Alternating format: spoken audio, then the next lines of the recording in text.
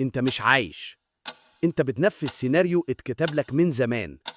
وسؤالي ليك، هو انت فعلا اخترت الحياة دي ولا اتفرضت عليك؟ عمرك حسيت انك عايش في حلقة مفرغة؟ تصحى تشتغل تدفع تنام وتعيد من الأول؟ لو حياتك ماشية كده يبقى انت في الفيلم المزعج اللي MG دي ماركو سماه السيناريو الجاهز أو السكريبتد لايف. بس في طريق تاني اسمه unscripted. الجزء الأول، السجن اللي مش شايفينه. المدرسة قالت لك ذاكر كويس علشان تدخل جامعة كويسة.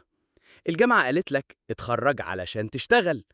والشغل قال لك اشتغل 40 سنة عشان تعيش مرتاح بعد ال60.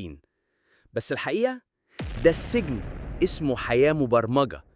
كل الناس ماشية فيه من غير ما تسأل، وهو السبب إن كتير عايشين وهم الأمان ومش عايشين حياتهم بجد. الجزء الثاني، إزاي تخرج من السيناريو؟ لو عايز تكسر السلسلة دي لازم تعمل حاجة واحدة، تمشي في طريق مختلف. يعني ما تستناش مرتب آخر الشهر. ابني حاجة ليك، مشروع، براند، منتج، فكرة. خلي الفلوس تشتغل عندك مش العكس. مش لازم تكون غني بكرة، بس لازم تكون حر النهاردة. الجزء الثالث، ريادة الأعمال مش رفاهية، دي الطريق الوحيد تخرج بيه من اللعبة. ابني سيستم، حل مشكلة حقيقية، قدم قيمة للناس، وابدأ صغير بس بفكر كبير. الجزء الرابع، فك شفرة الحرية. الحرية مش معناها تسافر وتشتري عربية غالية. الحرية معناها تتحكم في وقتك، تختار شغلك، وتقول لأ من غير خوف.